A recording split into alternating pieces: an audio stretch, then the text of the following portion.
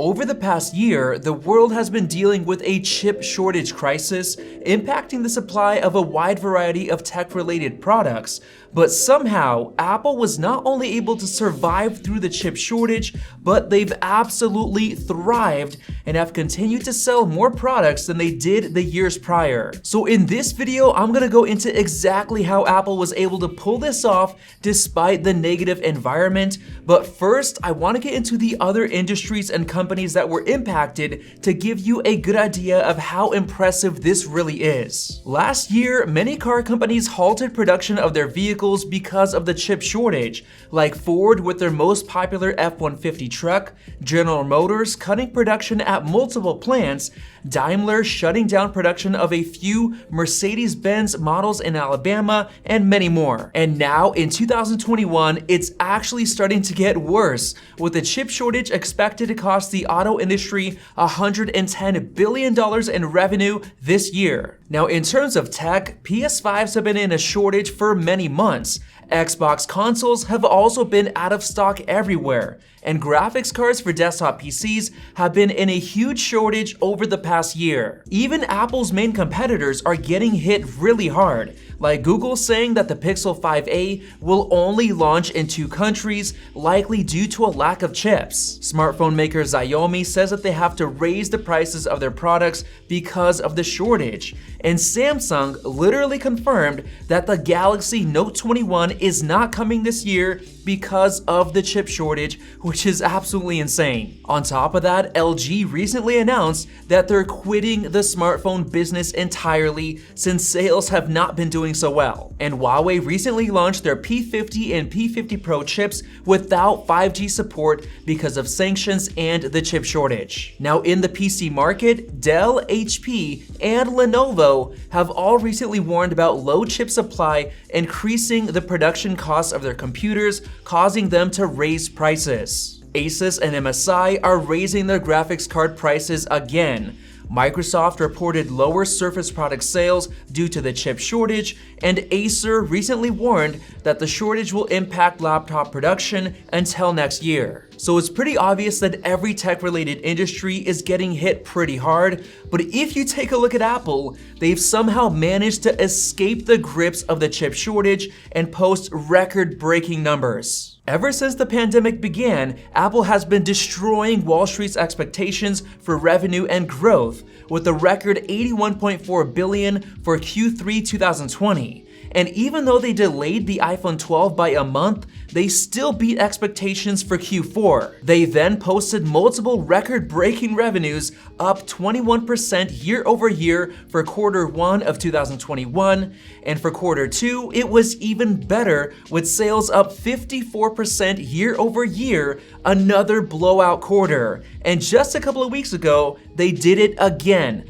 up 36% year over year. So Apple has obviously been doing incredibly well despite many other companies struggling through the chip shortage. And I believe that it was due to a lot of quick and genius action from Apple, along with a little bit of perfect timing. So now let's get into how they pulled it off. Last year, the pandemic was causing issues like lockdowns, store closures, and much more, which is a huge problem because Apple hosts various events throughout the year to show off their products and software. But instead of canceling their WWDC event in June, like many other companies would do, they resorted to making it online only, and they absolutely went all out. The production quality of that event blew everyone away, with creative background sets, transitions, animations, and excellent cinematography. I still don't know how they were able to pull it off in such a short time, especially since they had to film and edit many developer training videos as well. On top of that, they acted very quickly with a marketing campaign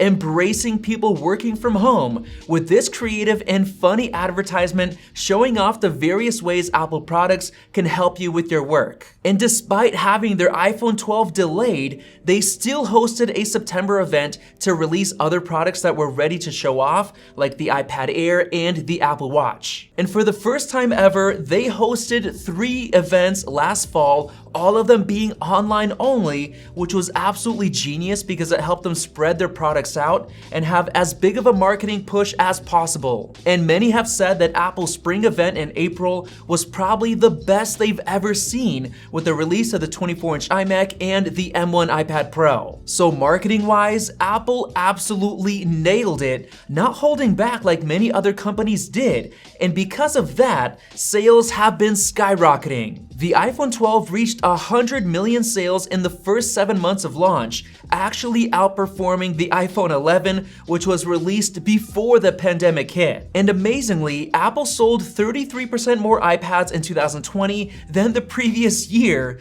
and Mac sales have been skyrocketing ever since the M1 Max launched late last year. So the big question is this: how was Apple able to grow this much despite the chip shortage that everybody else was getting impacted by? Well, the main part of the story has to do with TSMC, the biggest and most advanced chip manufacturer in the world, which also happens to be the company that has been making Apple-designed chips for many years. For example, every single iPhone since the iPhone 7 comes with a chip manufactured by TSMC. And because of TSMC being ahead of the game in terms of chip-making technology, Apple's iPhones and iPads have been 1 to 2 years ahead of the main competition from Qualcomm. And it isn't stopping there, because TSMC has just announced plans to have 2nm chips start production in 2024, with construction of a new plant beginning in early 2022, which is incredible. And luckily for Apple, they're actually TSMC's biggest and most important customer. And we know that because TSMC themselves said that they would prioritize Apple and car manufacturers during the chip shortage, with Apple getting dibs on the best chips out there, just like they have in the past when they reserved 100% of TSMC's 5nm production capability and their entire next generation 3nm production capability. And on top of that, Apple is already in talks with TSMC over their 2nm chips for future iPhone models in 2024. And that right there is another part of Apple's genius, because they think and plan their products years in advance, and since they're taking care of TSMC in terms of booking chips in advance, they've become TSMC's #1 priority. And that is one of the major reasons why they haven't really been impacted by the chip shortages that much. Even today, almost all of their products are in stock and ready to ship, like their iPhone 12 that has exceeded sales expectations. And on Amazon, you can get an M1 Mac Mini for only $600 with the coupon code and get it in only 2 days, along with the M1 MacBook Pro, which is actually $200 off. Even the M1 iPad Pro is $100 off right now, while everybody thought that it would be sold out and waiting on more chips, but it's not. So Apple is obviously not facing any supply shortages right now, even after selling record-breaking amounts of devices. And even today, it seems like Apple is continuing to lock in chip supply to make sure they have as many chips as possible to get through this chip shortage. And a big reason why Apple has been able to do this is because of their massive amount of cash on hand, which allowed them to continue ordering massive amounts of the best chips out there, as well as pay for higher transportation costs. And now it seems like Apple is using that extra cash to continue to lock in chip supply to make sure they have as many chips as possible to weather the chip supply storm, which Intel CEO believes will last all the way up into 2023. And this finally brings us to the perfect timing of Apple ditching Intel and switching to their own Apple-designed chips built by TSMC. Back in May of last year, Apple updated their MacBook Air and MacBook Pro with Intel's latest Skylake 10nm chips, but there was definitely some weirdness going on. First off, for some reason, the base MacBook Pro stuck with an older 8th generation chip instead of getting a new 10th gen chip like the more expensive $1,800 model received. achieved? Well, as it turns out, Intel admitted that their 10nm Ice Lake chips were doing poorly in terms of performance and yields. And later that year, it became apparent that 10nm chip yields were actually really bad, and that might be the reason why the base MacBook Pro stuck with 8th gen. And on top of that, even today, Intel is continuing to delay their chips, like their 7nm chips in 2023 and their Sapphire Rapids server chips being delayed yet again. So it's pretty clear that if Apple stuck with Intel, their Mac sales probably wouldn't be looking so good right now,